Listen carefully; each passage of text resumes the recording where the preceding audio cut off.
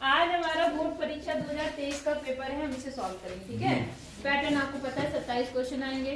पहले 9 नंबर के क्वेश्चन आएंगे, फर्स्ट के ABCD इस तरह से ऑप्शन होंगे, है ना।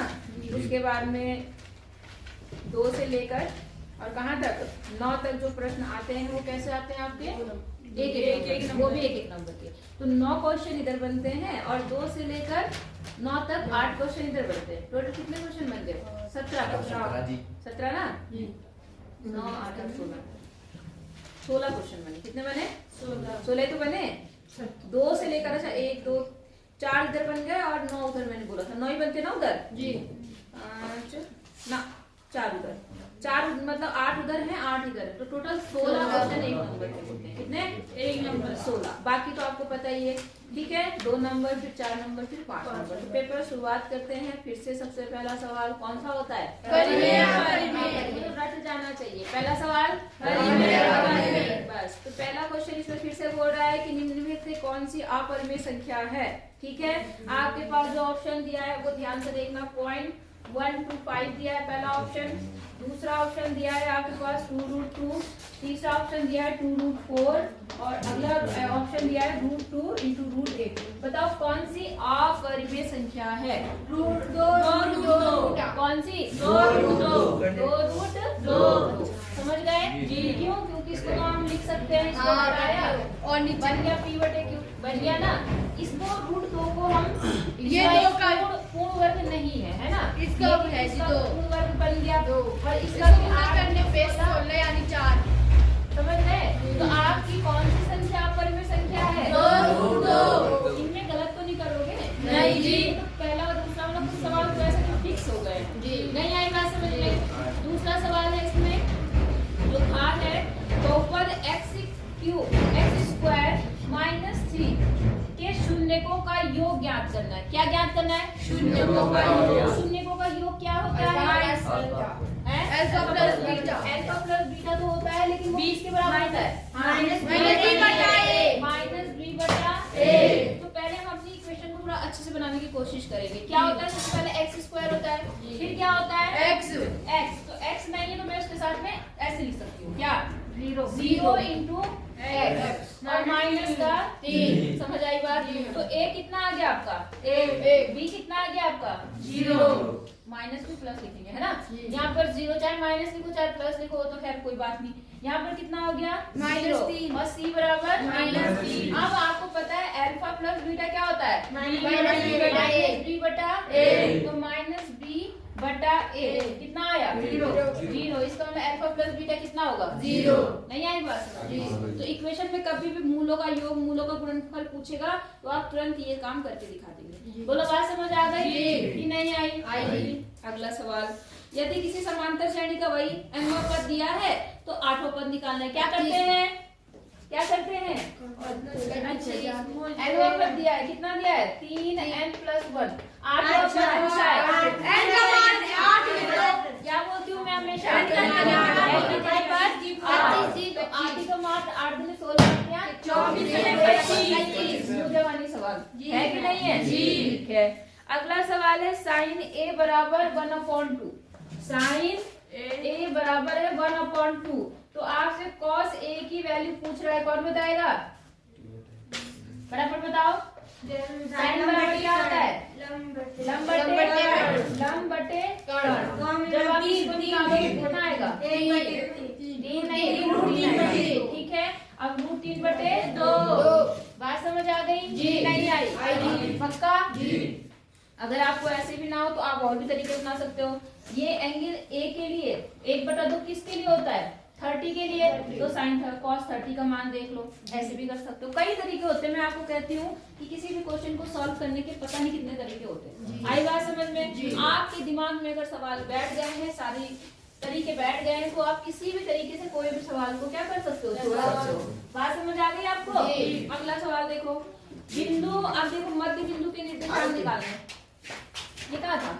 अच्छा, दूसरे आपके पास 4 और 5। ठीक है, और दूसरा बिंदु है 6 और 9। समझ गए आप? इन दोनों को मिलाने वाली रेखाखंड के मध्य बिंदु के निर्देशांक क्या बताया था? मध्य बिंदु के निर्देशांक 0,0। मध्य मध्य बिंदु बोल रही हूँ, मैं मूल बिंदु नहीं बोल रही हूँ। मध्य मतलब एक्स बीच, मध्य मतलब एक्स वाई। यही तो तुम्हारी बेवकूफी है। मैंने बताया भी था कि मध्य बिंदुओं के अनुपात एक हो जाते हैं। क्या हो जाते हैं? मतलब यहाँ पर जो बिंदु होगा अगर हम उसे एक्स वाई मानते हैं तो एक्स बराबर होता है x1 प्लस x2 बटे 2। कई बार कहा मध्य बिंदु याद रख लो, याद रख लो। करते हो याद? कुछ नहीं करते। मध्य बिंदु के निर्देशांक क्या होता है? x1 प्लस x2 बटे 2, y1 प्लस y2 बटे 2। ये है मध्य बिंदु के निर्देशांक। नहीं आई बात समझ? क्या आई?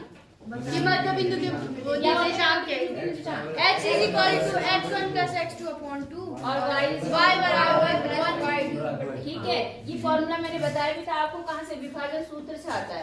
यहाँ पर m1 और m2 दोनों बराबर है ना, यहाँ पर एक एक। तो जब आप एक एक रखते हो तो ये फॉर्मूला बनता है। तो मैंने कहा था डायरेक्ट इसको याद रखना, मध्य बिंदु के निर्देशांक x1 प्लस x2 बटा 2 और y1 प्लस y2 बटा 2। नहीं आई बात समझ में? तो x1 प्लस x2 कितना बना? 6 और 10 यानी 5 और यहाँ 5 और 9 कितना बना? 14 मतलब ये आ गए मध्य बिंदु के निर्देशांक। नहीं आई बात समझ में? पक्का? बीच का बिंदु, ठीक है। मतलब आप माध्य ही निकाल रहे हो एक तरह से उसका, इतना प्लस इतना बटे 2। नहीं समझे? अच्छा अगला देखो, दो समरूप त्रिभुज की भुजाओं का अनुपात दिया हुआ है 4 और 9 के अनुपात में है, ठीक है। इन भुजाओं के क्षेत्रफल का अनुपात ज्ञात करो। बेटा क्षेत्रफल वाला आपके पास है कि नहीं है? इस बार क्या होता है, जो भुजाएं होती है ना और क्षेत्रफल में क्या अनुपात होता है वो समझो। अगर कोई त्रिभुज है, वैसे मेरे ख्याल से इन्होंने ये अलग दे दिया क्योंकि पहले था ये, अब इस बार हमने क्या पढ़ा? क्षेत्रफल नहीं पढ़ा ना। अब क्षेत्रफल वाला हटा दिया मैंने पोर्शन।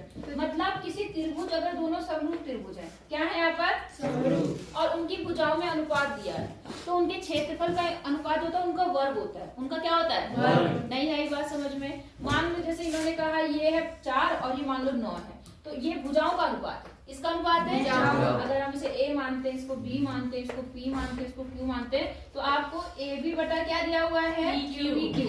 समझ गए? कितना अनुपात दिया है? 4 बटे 9। तो क्षेत्रफल जो होगा इस त्रिभुज का, अगर मैं इसको c बोल दूं, इसको pqr बोल दूं, तो इनका जो क्षेत्रफल होता है इसका, त्रिभुज abc और त्रिभुज किसका? pqr। हाँ, pqr वो क्या होता है? इन भुजाओं के वर्ग के बराबर होता है। इसके बराबर होता है भुजाओं के वर्ग, मतलब ab square upon pr square, pq square. समझ गए? हाँ, 16 बटे 81 ये होगा। नहीं आई बात समझ में? मतलब भुजाओं का सीधे स्क्वायर कर देना है। भुजाओं का क्या कर देना है? स्क्वायर होता है। नहीं समझे? क्या समझे? अगर भुजाएं दे रखी है, क्षेत्रफल निकालना है तो स्क्वायर। अगर हो सकता है क्षेत्रफल दे दे, भुजाएं निकालनी है तो क्या करना है? अंडर रूट कर देना। क्या कर देना? Under root. नहीं समझे? समझ गए? मान लो इसका क्षेत्रफल 16 दिया है, इसका क्षेत्रफल 25 दिया है, और इनसे भुजाएं 4 और 5, ठीक है। इसका ध्यान रखना। आई बात समझ में या नहीं आई? तो हो जाएगा। अच्छा अगला देखो यहाँ पे क्या बोल रहा है। पहले 2 त्रिभुज होगा, उसी की भुजा लेनी है। अगर आप कह रहे हो 5 और 4 तो गलत हो जाएगा। 4 और 5 ऐसे यहाँ पर भी आप अगर ये देखो 16 बटे 81 है ना, 16 अनुपात 81। अगर आप 81 अनुपात 16 करोगे तो गलत नहीं हो जाएगा? नहीं है बात समझिए, तो ध्यान रखना इस चीज का। अगला है, ये बोल रहा है कि द्विघात समीकरण का एक मूल तो 1 है। क्या है? एक मूल इन्होंने 1 दिया है, तो आपको किसका मान निकालना है? k का मान निकालना है। किसका मान निकालना है? k। ध्यान से समझना, बहुत आसान सवाल है, ऐसे ही सवाल देते हैं ये लोग। ये 6 है, 6 नंबर। इसमें क्या बोल रहा है? देखो एक समीकरण दे रखी है आपको ऐसे, प्लस x स्क्वायर प्लस के एक्स माइनस 6 बराबर कितना?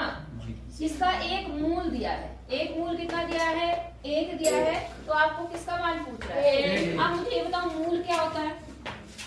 हाँ क्या? मूल मतलब उसका x का मान दे रखा है जी, x इक्वल टू। हाँ समझ गए जी। x का वो मान जिसके लिए समीकरण क्या होती है? 0 होती है। 0 होगी। क्या होगी? 0। तो इसका मतलब ये मूल बोलता है ये x की वैल्यू 0 होती है। क्या आदि होती है? x की। तो आप क्या काम करेंगे? जहाँ जहाँ x वहाँ क्या रख देंगे? 1। तो अपने आप किसका मान आ जाएगा? k का। तो 1 का स्क्वायर करोगे 1 ही आएगा। यहाँ पर k को 1 से गुणा करोगे तो 1 ही आएगा। माइनस 6 इज इक्वल टू कितना हो गया? 0। 6 और 1 कितना आया? माइनस माइनस 5 उधर जाके क्या प्लस का 5 ये का मान कितना आ गया? 5। समझ गए नहीं समझे? मूल दिया है और कोई मान पूछा तो आप डायरेक्ट उसमें मान रखो और आपका आंसर मिल जाएगा। बोलो समझ आई बात? नहीं आई? अगला सवाल देखो, इसमें क्या बोल रहा है? ये बोल रहा है, अब आप फटाफट जवाब देंगे। एक पासे को एक बार फेंका जाता है, पासा समझ गए? हाँ जी। ठीक है। सम संख्या प्राप्त होने की प्रायिकता रट जाना चाहिए 3/6। कितना? 3/6। सम संख्याएं कौन कौन सी हैं? 2 4 4 सम संख्याएं हुई और टोटल कितनी संख्याएं? 6। 3/6 हो गया। ठीक है। अगला देखो, 3/6 का मतलब 1/2। अच्छा, इसका दशमलव प्रसार शांत है या अशांत है? ये शांत अशांत आपके सिलेबस में वैसे टेंथ में भी है। ये हटा कर लेंगे जी, वो तो है। ना भाग करने की जरूरत नहीं है, आपको सिर्फ देखना पड़ता है। देखो ध्यान से देखो, भाग करके ही पता चल जाता है। लेकिन जैसे ये दे रखा 23 और नीचे दे रखा 2 की घात 3 और 5 की घात 2। आप बस नीचे वाला देखेंगे। क्या देखेंगे? नीचे। अगर नीचे खाली 2 की घात में कुछ है या 5 की घात में कुछ है या 2 की घात में कुछ है और 5 की घात में कुछ है, तो ये सारे शांत होंगे। ये क्या होंगे? शांत। अगर इनके अलावा नीचे कोई भी और संख्या है इनके साथ ही, तो वो अशांत हो जाएगा। नहीं समझे? अगर मान लो 2 की जगह क्या होता? 3। ये शांत नहीं, क्या बनता? अशांत। मतलब दोनों होने चाहिए, 2 भी और या 5 तो खाली 2 वाला हो, खाली 2, या तो केवल क्या हो? 5, या 2 और 5 हो। उसके अलावा अगर कोई भी संख्या नीचे है तो वो क्या होगा? अशांत। समझ गए? जी। नहीं समझ गए? 9th क्लास में था ये। हाँ, तो हो जाएगा ये भी जी। अगला देखो क्या बोल रहा, द्विघात समीकरण दे रखी है आपको, ये दे रखी, वो तो कोई बात नहीं, जो भी दे रखी है आपको पता है द्विघात समीकरण ये होती है, पता है ना आपको? ये रूप होता है इसका। के मूलों की प्रकृति बतानी है। यदि b² - 4ac 0 के बराबर है तो मूल बराबर मूल क्या होंगे? बराबर और वास्तविक। ऐसे 0 के बराबर आता है, मूल बराबर हो जाते हैं और वास्तविक। बोलो समझ आया नहीं आया? कोई दिक्कत नहीं? अच्छा, चौथा सवाल जो है, समांतर श्रेणी का nवां पद निकालना है। वैसे सवाल था आपके पीछे भी, मैंने क्या बताया था कल भी आपको, परसों, कि अगर nवां पद दिया है तो n की जगह पे क्या रख लेंगे? n रख देंगे। आज n ही रखेंगे। कौन सा सवाल बोलते हैं? हाँ देखो, यहाँ पर समांतर श्रेणी देती है, उसका nवां पद पूछ रहा है। सिंपल, बहुत सवाल आसान है। 2 4 6 8 का बोल रहा है कि nवां पद निकालो। कौन सा पद निकालो? आपको पता है n बराबर क्या होगा? ये होगा। ये कितना है? 2 प्लस n आपको पता है n ही रहेगा क्योंकि nवां पद दिया नहीं है। और d कितना है? 2 पता है आपको? 2 प्लस 2n माइनस 2 से 2 कट गया, कितना आ गया? 2n। मतलब nवां पद कितना आ गया? 2n। नहीं आई बात समझ में? बोला है ना मैंने। आगे इसका बोलता है कि 20वां पद 30वां पद, तो n बराबर 20 नंबर रख देते। बोल बात समझ आ गई आपको कि नहीं आई? अगला देखो यहाँ पर, कहाँ गया?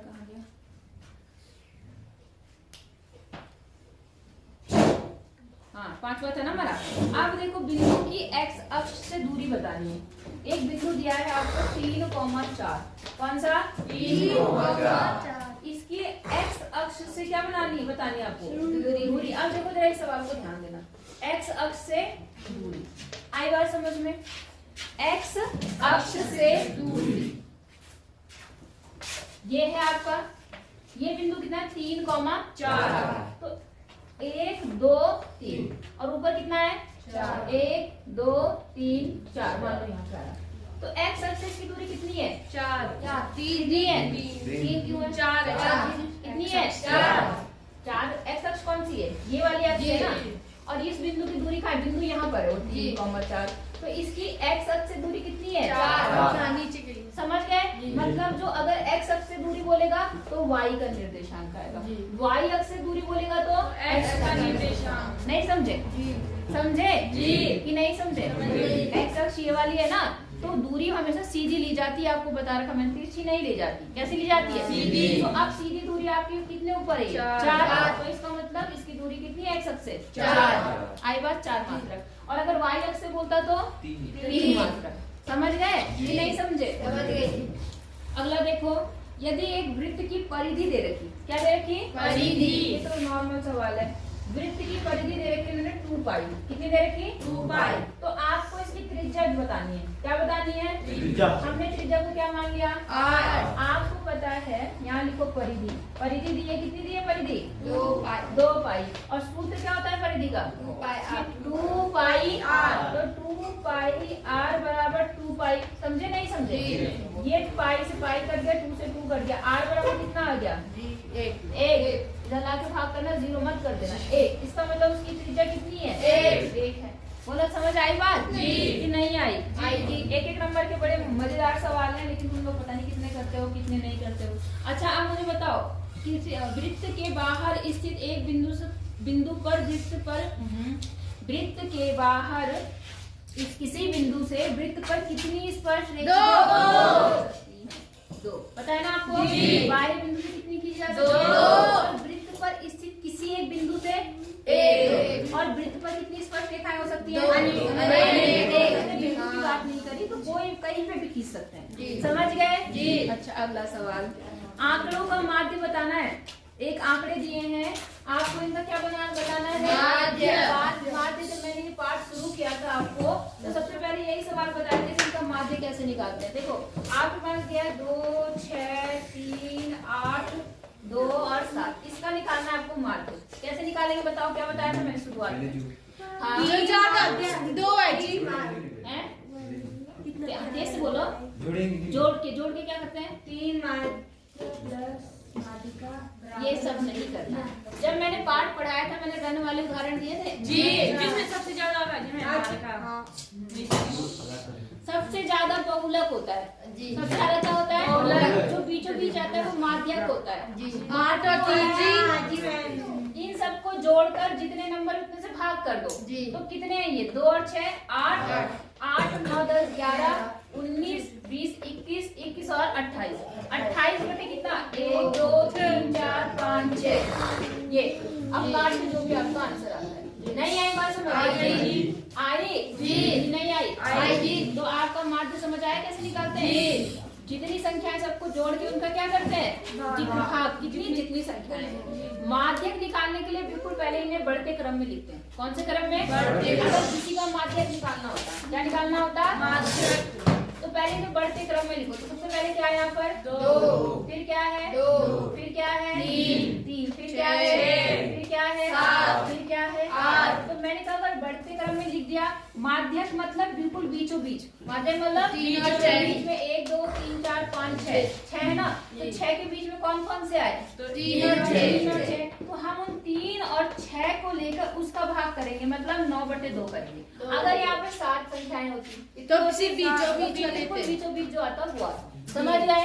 और अगर इसी का निकालना होता बहुलक, क्या निकालना होता? ये छोटे बच्चों का सवाल था जी। तुम्हारे पास मैंने कहा डाटा बड़ा देने लगे, वरना ये छोटी क्लास में पढ़ाते जी। बहुलक मतलब जो सबसे ज्यादा बार आता है। सबसे ज्यादा बार कौन आया? 2। बहुलक क्या आ गया इसका? 2। नहीं आई बात समझ? तो अगर ऐसा सवाल आया कर लोगे जी कि नहीं कर पाओगे? ठीक है, जो आ भी गया। एक आंकड़ा दिया है इन्होंने, इसका माध्यक बताना है। क्या बताना है? माध्यक। चलो देख लो फिर जब हो गया। देखो यहाँ पर जो आंकड़े दिए माध्यक के लिए पहले लिख लेती मैं। यहाँ है 14, 15, 18, 21 नहीं पड़ेगा, 21, 25, 27।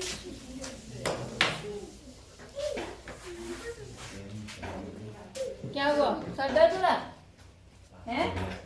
21, 25, 27, 31, 35 और 38 दिख रहा है आपको? क्या ये पहले से इन्होंने आरोही क्रम में दे रखा नहीं दे रखा? तो हमें सीधे क्या करना है? बिल्कुल बीचों बीच लेना है। कितनी संख्याएं गिनो? 3, 3, 6, 3, 10 जी। 10 है कि 9 है? 9 है जी। 3, 3, 6, 3, 9 है। क्या है? 9। तो 9 के बिल्कुल बीचों बीच कौन सा? 25। चौथी 5वीं वाली 1, 2, 3, 4, 5 यही तो आएगी बिल्कुल बीचों बीच। तो सीधे माध्यक कितना आ गया इसका? 25/2। क्यों आएगा 25/2? अगर सम संख्याएं होंगी, क्या होंगी? सम। जैसे बीच में 2 नंबर आ रहे तब उनका जोड़ के आधा करेंगे। अगर बीचों बीच बिल्कुल एक ही संख्या फंस रही है तो वही मान लेते। हो गया? समझ आ गया? नहीं आया? 9 क्वेश्चन हो गए। ठीक है, 10वां सवाल फिर से वही अभाज्य गुणनखंड विधि से एलसीएम निकालो। क्या निकालो? LCM। कौन सी विधि से? अभाज्य। इतना गणित आसान कर दी ना, 10 की तो कुछ भी नहीं रही अब। हमारे टाइम पे तो फिर भी बहुत टफ होती थी गणित, आज तुम्हारे टाइम पे इतनी इजी हो गई है गणित, और तुम्हें ये भी नहीं पढ़ी जा रही है। जो ये एलसीएम एचसीएफ तो हमने छोटी क्लास में पढ़ा होता है, उसमें भी तुम इतने, और वो भी 2 नंबर में आते हैं सवाल। देखो 2 संख्याएं हैं, 3 संख्याएं, तो 12 है, 15 है और क्या है 21। इसका क्या निकालना है? अभाज्य गुणनखंड विधि से एलसीएम। क्या निकालना है? एलसीएम। पहले जो था वो एक आता था यूक्लिड विभाजन से एचसीएफ निकालना, वो फिर भी ठीक था, लेकिन ये तो आपने छोटी क्लास में पढ़ा। अभाज्य गुणनखंड मतलब इसके अभाज्य गुणनखंड करेंगे, करना आता है आपको। तो इसके बनेंगे 2 दूनी 4 या 12, 3 बचे 15, इसका 7 या 21। अब एलसीएम निकालना है। क्या निकालना है? एलसीएम। तो एलसीएम के लिए मैंने क्या बोला है? पहले कॉमन लेते हैं, पहले कॉमन लेते हैं। 3 क्या कॉमन है? 3, तो 3 आ गया कॉमन। अब तीनों में कोई है कॉमन? नहीं। तो हम फिर 2 में भी कॉमन देखते हैं, तो क्या 2 में कोई है? नहीं। अब फिलहाल तो नहीं है, अच्छी बात है। तो जितने बचे उन्हें लिख लो। क्या क्या बचे यहाँ पर? 2 गुना 2 गुना 5 गुना 7, 5 गुणा 7 आ गया।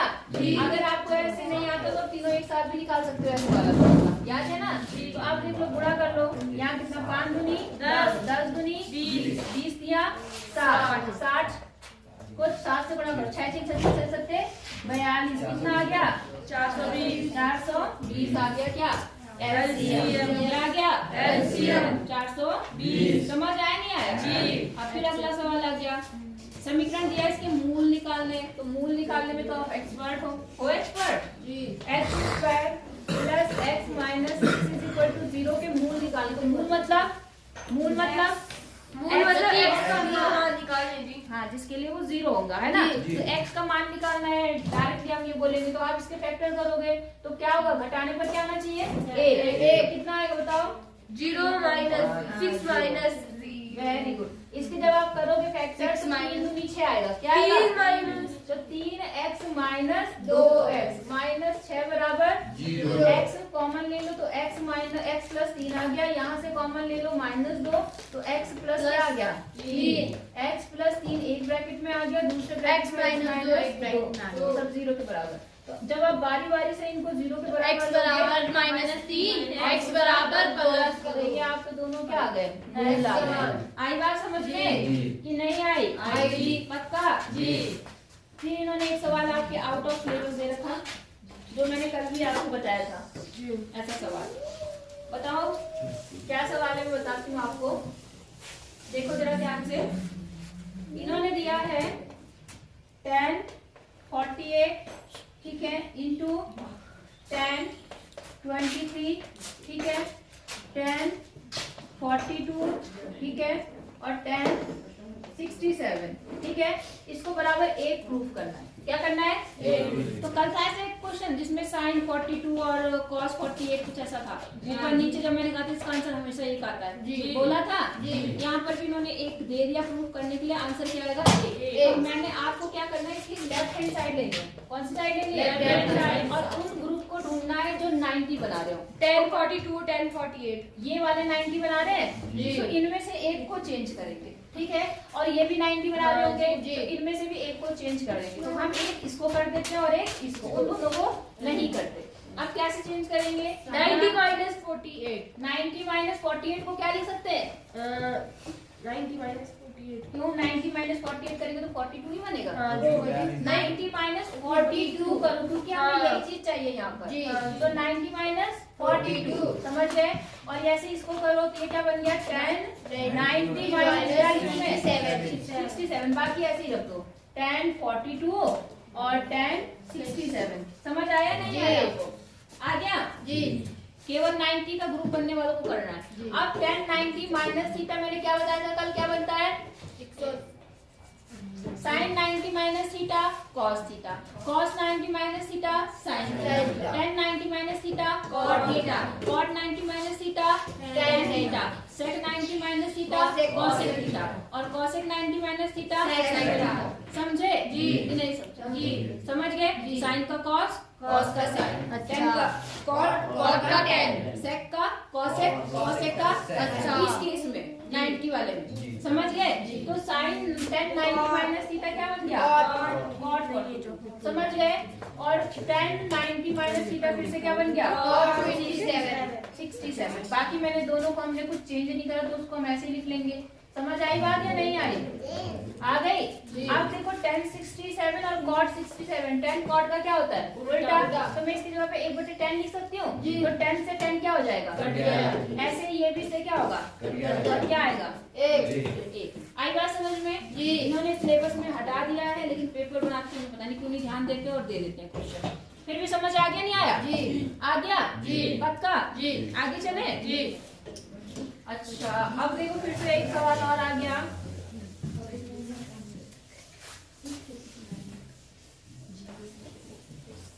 पेपर ज्यादातर बनाते हैं वो लोग जो थोड़े बुजुर्ग टाइप है, पहले वाले, मुझे जो लगता है, मुझे नहीं पता रियल क्या है। तो उन्होंने जो पढ़ा रखा होता है उनके दिमाग में वो रहता है। 10 साल के पेपर लेते हैं, उन्हीं में से कोई पेपर छाप देते हैं, वो ध्यान ही नहीं देते कि ये सिलेबस से हट रखा कि नहीं हट रखा। यही करते होंगे और क्या करेंगे? नहीं आई बात समझ में? जी। तो देख ले, बस एक लास्ट क्वेश्चन देखते हैं, शायद सर आ गए हैं। दो बिंदु को जोड़ने वाले, एक बिंदु है यहाँ पर 5, -6 और दूसरा कितना है -1, 4 को जोड़ने वाले रेखाखंड को y अक्ष किस अनुपात में क्या करेगा? बांटेगा। इसको कौन सा अक्ष काट रहा है? y। तो यहाँ पर किसके निर्देशांक होंगे? 0, x। किसके होंगे? x। हाँ x होंगे x के। समझ गए ना? मतलब इसको कौन सा अक्ष काटता है? y। तो y पर x अक्ष के निर्देशांक क्या होते हैं? 0। समझ गए? बताया था मैंने आपको। यहाँ पर ये निर्देशांक बने, ठीक है ना? बात समझ आई आपको या नहीं आई? तो आपको बताना है कि किस अनुपात में विभाजित करेगा। आपको अनुपात निकालना है। क्या निकालना है? m1 और m2। समझ गए? तो x बराबर मतलब बराबर क्या होगा? x1 y m2, है ना? तो x1 कितना है आपका? 5 m2 प्लस क्या होगा? -1 और m1। नहीं आई बात समझ में? Plus m1 plus m2। तो ये तो 0 हो गया, इनको सॉल्व कर लो। तो 5 m2 और यहाँ पर कितना हो गया? -m1 बराबर 0। ये इधर आके क्या होगा? प्लस और यहाँ पर 5 m2। समझ गए? अब आप m1/m2 करना, इसको इधर ले जाना। तो यहाँ पर क्या हो गया? m1/m2 और यहाँ पर 5 अपनी जगह रहा, यहाँ पर कुछ नहीं तो क्या लगाएंगे? 1। तो क्या अनुपात आया? 5:1। ये 5 का ये 1। समझ आई बात? जी या नहीं आई? कितने क्वेश्चन हो गए आपके? 13 हो गए। कितने हो गए? 13। अब लंच के बाद देखेंगे 14-15। समझ गए नहीं समझे? एक से सवाल कर लेना, ठीक है? लो बेटा, अब प्रश्न क्या है? 14 है। कौन सा है? 14 में देखो क्या बोल रहा है। दो समकेंद्रीय वृत्तों की त्रिज्याएं 5 सेंटीमीटर और 3 सेंटीमीटर है। समकेंद्रीय का मतलब जानते हो? एक ही क्या है दोनों का? एक है। ये गिलास यहाँ रखा हुआ, तुम वापस पूरी लेके जाते हो इसको। कौन से सर पे यहाँ पर? तो छोटे तो रखाया करो ना वहाँ पर। ये है संकेत। इसकी त्रिज्या 3 है, इसकी त्रिज्या कितनी है? 5। बड़े वृत्त की उस जीवा की लंबाई ज्ञात कीजिए जो छोटे वृत्त को क्या करती है? स्पर्श। समझ गए जी? नहीं समझे? एक जीवा जो है इसको स्पर्श कर रही है बड़े वृत्त की, और दूसरे की वो क्या है? स्पर्श रेखा है या नहीं है? तो आपको इस जीवा की क्या निकालनी है? लंबाई। इतना आसान सवाल। ये कितना है? 3। ये कितना है? 5। इस पार्ट को पास करने से जी ये कितना होगा? 4 मतलब 8 आ गया जी। और ये कितना हो गया? 8। मुझे वाली सवाल पूरा करना है। हाँ आपको करना पड़ेगा, है ना? बोलो बात समझ आ गई या नहीं आई? आगे देखें, इसी में अथवा करके एक और सवाल दिया है कि एक बिंदु A से जो वृत्त के केंद्र से 5 सेंटीमीटर की दूरी पर है, वृत्त पर स्पर्श रेखा की लंबाई 4 सेंटीमीटर। समझ आया? इसी का अथवा करके जो सवाल दिया है, इन्होंने कहा है कि वृत्त एक बिंदु A है जो वृत्त के केंद्र से 5 सेंटीमीटर की दूरी पर है। कितने सेंटीमीटर? 5। वृत्त पर स्पर्श रेखा क्या है, एक बिंदु ए से जो वृत्त से 5 सेंटीमीटर की दूरी पर है, वृत्त पर स्पर्श रेखा की लंबाई कितनी है 4। यहाँ से जो स्पर्श रेखा खींची गई है उसकी लंबाई कितनी है 4 है। बात समझ आ गई आपको? आपको त्रिज्या ज्ञात कीजिए। मुंह जवानी सवाल 90 पाइथागोरस थ्योरम आराम से कितना आ गए। पाइथागोरस थ्योरम देखो कितना याद मतलब इम्पोर्टेंट है, फटाफट हो जाता है।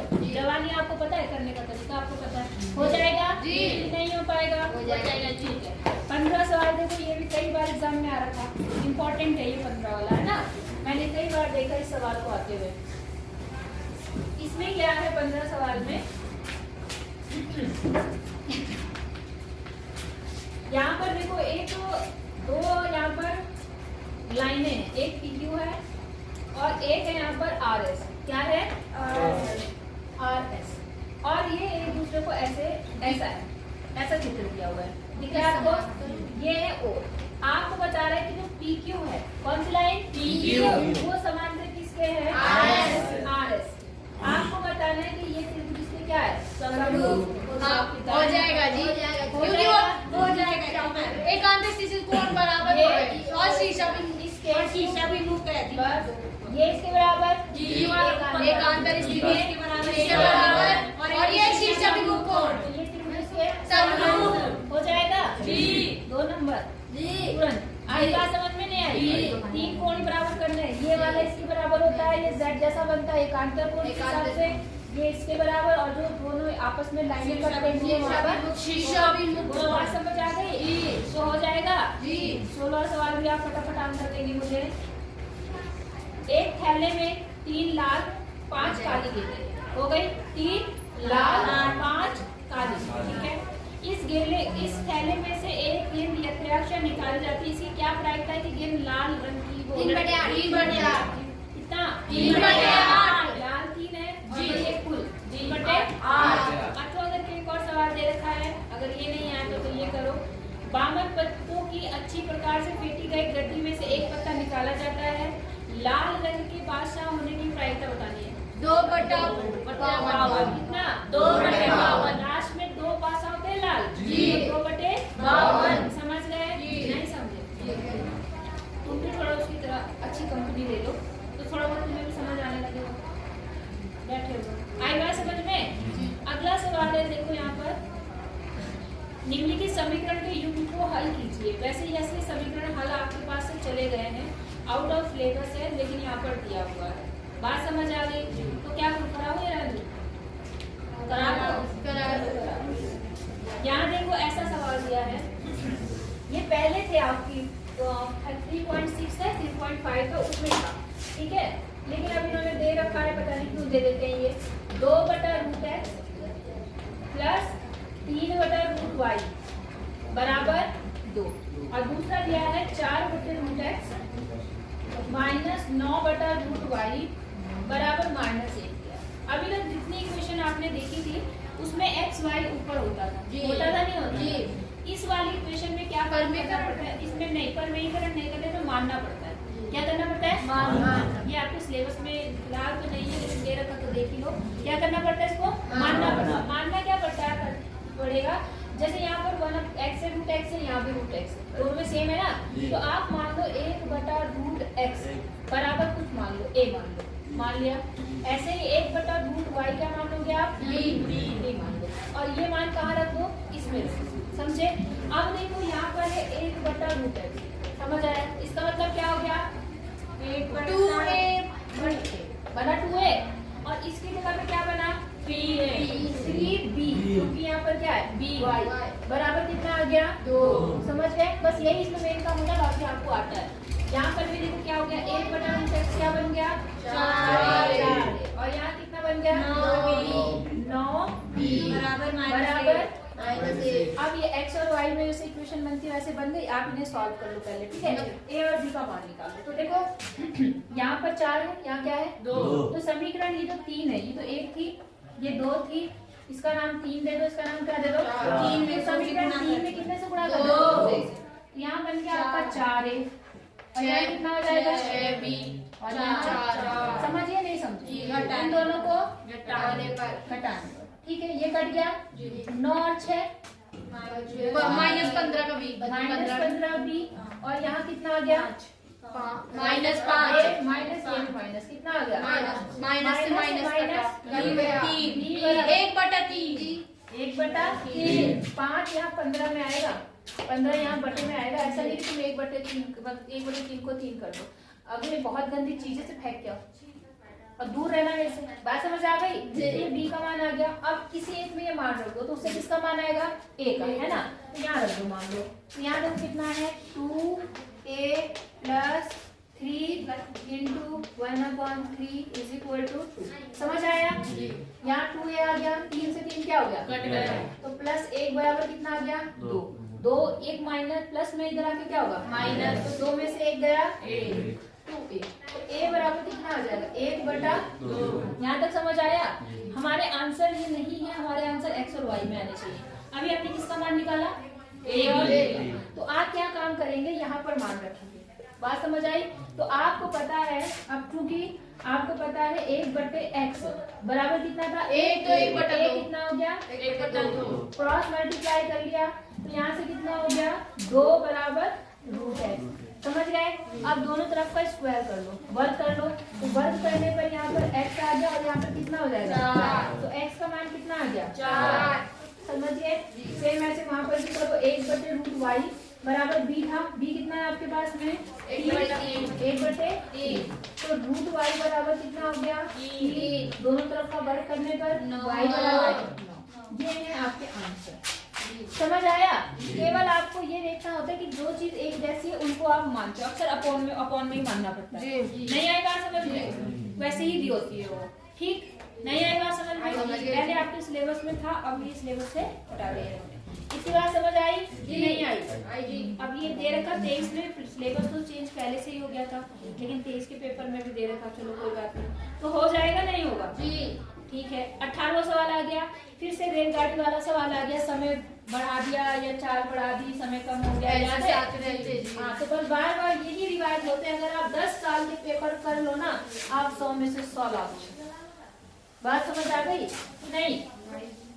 लेकिन बात यही है कि बिना अभ्यास के तो कुछ भी नहीं होगा। तुम ये सोच रहे हो कि मैंने तो पेपर देने जाना है, तो सोचते रहो, है ना? देखो यहाँ पर 18 सवाल क्या कह रहा? एक रेलगाड़ी एक समान चाल से 360 किलोमीटर की दूरी क्या करती है? दूरी कितनी है? 360 किलोमीटर। बोलो बात समझ आ गई? अच्छा, यदि चाल 5 किलोमीटर प्रति घंटा अधिक हो जाए, चाल अधिक हो गई तो समय कम लगेगा। तो समय 1 घंटा क्या होता है? कम लगती है। तो आपको रेलगाड़ी की क्या निकालनी है? चाल। आपने मान लिया इसकी चाल क्या है? v। और यहाँ से यहाँ 360 किलोमीटर जाने में लगा समय क्या है? t। माना, लिख लेना आप कि रेलगाड़ी की चाल v है तथा 360 किलोमीटर की दूरी तय करने में लगा समय क्या है? t। तो आपको पता है चाल बराबर क्या होता है? समय 360/t। ठीक है। अब आते हैं दूसरी कंडीशन पे। दूसरी कंडीशन के अनुसार यदि चाल 5 किलोमीटर प्रति घंटा अधिक हो जाए, चाल क्या हो रही है? मतलब v+5 तो दूरी तो उतनी ही तय करनी है उसे। तो समय क्या होगा? कम लगेगा। और कितना कम लगा? 1 घंटा। -1। तो आपको रेलगाड़ी की निकालनी है 4। तो मैंने आपको बोला कि 4 को यहीं रहने दो और t को इधर ला दो। समझिए? मतलब इस इक्वेशन को हम क्या काम करते हैं? t बराबर 360 भी कर लेते हैं।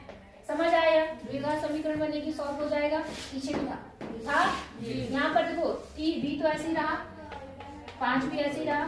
ये जो यहाँ पर है इसको मैं इधर ले जा सकते हैं।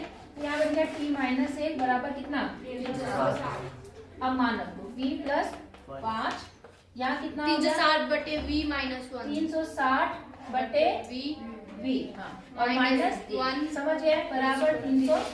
अब थोड़ा सा सॉल्व करते हैं पहले इस वाले ब्रैकेट को। तो यहाँ तो ये v+5 ऐसे ही रहा। यहाँ देखो कितना आएगा? v का v हो जाएगा, ये इधर और ये इधर। तो 360 माइनस क्या बन गया? v बराबर 360। यहाँ तक समझ आया? अब मल्टीप्लाई कर दो। तो v से v की मल्टीप्लाई, ऊपर से ऊपर की मल्टीप्लाई। तो नीचे तो कितना रहेगा? v। और ऊपर देखो गुणा करो, कितना आएगा? v²। क्यों v²? डायरेक्ट v² आ जाएगा। 360v। 360v। फिर क्या? -v²। -v² वाला ले लिया तुमने। फिर अब से 500 हाँ, गुणा कर दो उसको। तो 5 0 0 5 6 30 30 का 0 कर दो। और 5 या 15 16 17 18 इतना आ गया जी। और उसके बाद में -5v -5v। सबको समझ आ रहा है? जैसे बैठे हुए हो जी। आ रहा है समझ में? जी। आ रहा है ना? जी। ठीक है, केवल मल्टीप्लाई करने, चाहे पहले इससे इसको करो या इनसे इसको करो, कोई फर्क नहीं पड़ता। इतनी बात समझ आ गई? अब देखो ये जो डिवाइड में वो इधर आके क्या हो जाएगा? मल्टीप्लाई। अब 360 में 360 से क्या होता है? कट गया। और यहाँ पर जो इक्वेशन है वो लिख लो -b -5v प्लस 180 मतलब सॉरी 1800 बराबर 0। माइनस चिन्ह क्या कर दो? कॉमन ले लो। तो v² प्लस 5v और माइनस, समझ आ रहा? जी। जब माइनस चिन्ह कॉमन लेते हैं तो सारे चिन्ह बदल जाएंगे और -0 हो जाएगा कैलकुलेटर। ठीक है, अब इसे करनी है क्या? फैक्टर। तो 2 से काटोगे 900 आएगा? 400। हैं? अच्छा 18 है वो। 2 से काटोगे 2 3 से नहीं मैं। 3 से क्यों? 2 से नहीं काटोगे? कट रहा है। 2 से काटो। यहाँ कितना आ गया? 2 से 200 के 8 2 पंचे 10। फिर 2 से काटो 2 दूनी 4 2 दूनी 4 2 पंचे 10। अब 3 से काटो 3 सत्ते 21 3 पचे 15। फिर 3 से काटो 3 दूनी 6 3 पचे 15। फिर 5 से काटो और फिर 5 से समझ आ गई बात? माइनस करने से क्या है? 5। चलो देखते हैं। 2 दूनी 4 4 दूनी 8 8 9 16 8 24 8 32। 32 को अगर हम 3 से गुणा करेंगे तो बहुत ज्यादा हो जाएगा, है ना? 64 से भी ज्यादा। और उसमें से अगर हम 25 घटाएंगे तो 5 तो आएगा ही नहीं। तो अच्छा एक काम करो, 5 या 15 15 1 15 15 30 15 क्या 45 ये ले लिया हमने। अब इन्हें देखो 5 दूनी 10 दूनी 20 दूनी 20 दूनी 30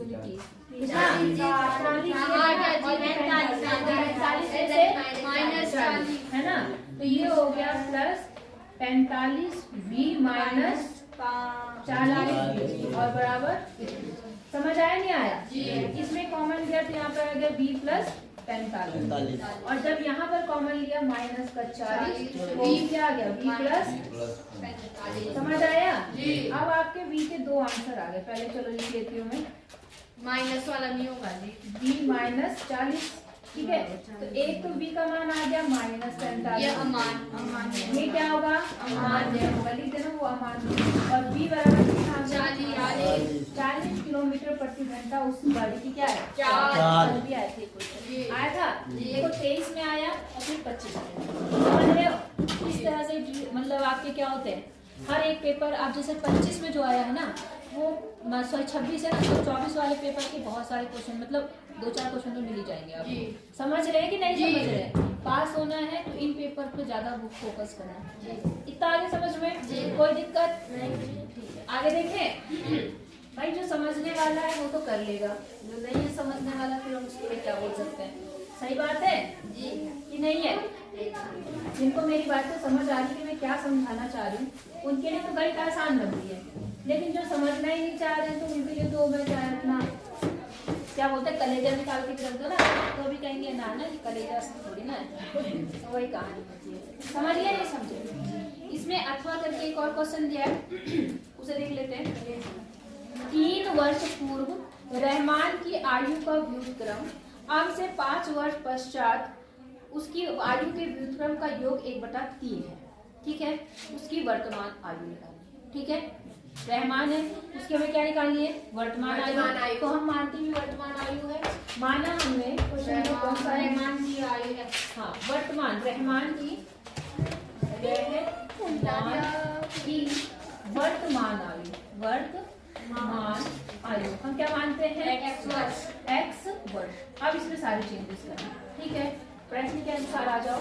3 वर्ष पूर्व रहमान की आयु का व्युत्क्रम। समझिए 3 वर्ष पूर्व मतलब माइनस x माइनस 3। ये तो हमारे 3 वर्ष पहले क्या है? इसका व्युत्क्रम मतलब 1/। नहीं आई बात समझ में आ गई? 3 वर्ष पूर्व की आयु का व्युत्क्रम मतलब पूरा। समझ गए? आयु का व्युत्क्रम अब से 5 वर्ष पश्चात। 5 वर्ष पश्चात मतलब पश्चात आयु का व्युत्क्रम मतलब इसका भी व्युत्क्रम, ठीक है। का योग मतलब जोड़, है ना। 1/3 कितना है? 1/3। सवाल समझ आया कि नहीं आया? आया ना। 3 वर्ष पूर्व की आयु का व्युत्क्रम 5 वर्ष बाद की आयु का व्युत्क्रम का योग कितना है? 1/3 हो जाएगा। अब आपको पता है ये क्या करना है, इन दोनों का क्या लेंगे? एलसीएम ले लेंगे, तो ये ऐसे आ जाएंगे। अब इसकी गुणा इधर, इसकी गुणा ये इधर हो गया, यहाँ पर कितना आ गया? इतना और बराबर 1/3। नहीं आई बात समझ में? जो जुड़ता है उसे जोड़ लो, तो घटा दो, ये जुड़ जाएंगे दोनों। 2x और इसके करने में कितना आएगा? 2। समझ गए? अब इनको करते हैं गुणा। क्या करते हैं? गुणा। तो इससे इसको करो पहले, तो x², इससे इसको करो तो -3x, इससे इसको करो तो 5x, इससे इसको करो तो 15। समझ गए? और यहाँ कितना आ गया? 1/3। समझ गए? नहीं समझे? अच्छा, और देखो यहाँ पर है 5x और यहाँ कितना है? तो 5 में से 3 गया, 2x का माइनस का, तो मैं यहाँ पर लिखती हूँ 2x। बोलो समझ आया? नहीं आया? आ गया। अब क्रॉस मल्टीप्लाई, ये इधर और ये इधर, समझ रहे हैं ना? सॉल्व करना आपको आना चाहिए। तो 3 से जब इनको गुणा करोगे कितना आएगा? और प्लस 6 बराबर, यहाँ 1 से गुणा करने में कोई फर्क पड़ेगा? नहीं पड़ेगा। तो यहाँ बन गया x² + 2x - 15। समझ आया नहीं आया? यहाँ तक आ गया। सबको एक तरफ कर लो, जब सबको एक तरफ करोगे तो सबको उधर के पीछे का ये हो गया x², ठीक है। ये प्लस का है, इधर जाके क्या होगा?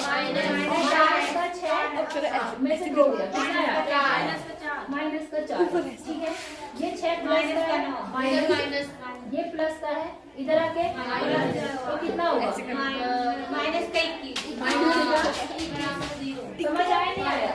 कोई दिक्कत तो नहीं है आज तक? जी। अब चलने आगे। जी।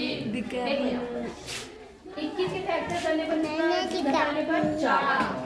अभी नहीं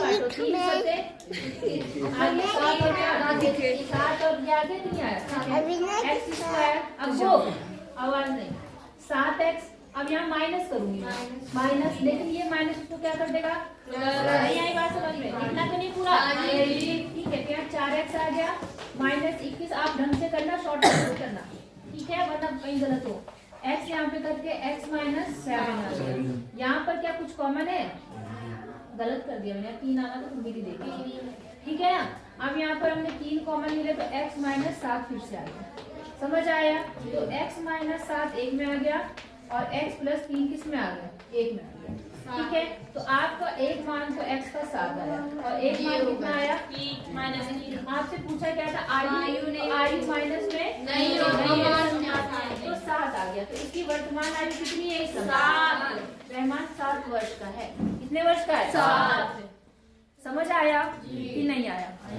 आ गया पक्का। अब आते हैं सवाल नंबर 19। हो जाएगा? कोई दिक्कत है? यार इन्होंने 23 में भी सिलेबस तो हट गया था, फिर से इन्होंने ऐसा सवाल दे रखा जो आपके तो 23 में उसके बाद हटा दी जब पेपर हो गए थे अप्रैल में। अच्छा, उसके बाद हटा कैसे? कोरोना के टाइम पे सिलेबस कम हुआ था, उसके बाद तो वही बुक आ रही है। 2021 से वही बुक है आपकी। 23 मेरे पास 22-23 की 22-23 में पुराना सिलेबस है ना? नहीं, उसमें आधी प्रश्न वाली रहती है। 22-23 कब से है पुराना सिलेबस? मेरे ख्याल से 21 के बाद नहीं, तो बदल तो 21 में 21-22 में गया था ना वो तो, लेकिन 23 में के पेपर में नहीं आना चाहिए था, लेकिन उन्होंने दे रखा है। बोलो बात समझ आई है नहीं आई? चलो अब दे रखा तो समझ लो क्या करना पड़ता है। इतनी बात समझ आई है नहीं आई? आई जी। अब सिद्ध करने वाला सवाल आगे, इस सवाल मैंने आपको कई बार बता रखा है, ठीक है, फिर भी देख लो एक बार। 19 क्वेश्चन है वही ट्रिग्नोमेट्री वाला। यहाँ पर है साइन a प्लस, इसको मैंने शॉर्ट में बताया था यार तुमने, कॉस a का होल स्क्वायर और यहाँ पर है plus cos a plus sec a का होल स्क्वायर और ये बराबर आना चाहिए 7 tan square a plus cot square. इसका मैंने शॉर्ट सा बताया था, मुझे याद आ रहा कुछ बताया था, याद है तुम्हें कि नहीं? ये है जो हमारे सिलेबस में है ना। हाँ जी है। अच्छा सुनो, क्या काम करो, cos sec यहाँ से हो जाएगा, यहाँ से sec आ जाएगा। सुनो एक काम करो, क्योंकि आपको tan और cot लाना है, तो इसमें आपको क्या करना है, ये तो हमारे सिलेबस का, मैं दूसरे क्वेश्चन की बात कर रही हूँ। आप एक काम करो, क्यों ना हम साइन को हर बार बदलते थे, हम इनको बदलते थे ना, इसको बदल के देखें एक बार। 1/cot। वैसे मैंने तुम्हें दूसरे तरीके से बता रखा किताब में उसमें, लेकिन करके देखते क्या पता वैसे आ जाए हमारा, नहीं है बस। हाँ जी, 1/। लेकिन वहाँ पर घात 4 भी आएगी, क्या आएगी? वो छोड़ो, तुम इसी को करो, क्या काम करो, चलो होल स्क्वायर ऐसे खोल ले, ऐसे खोलते देखते क्या होता है।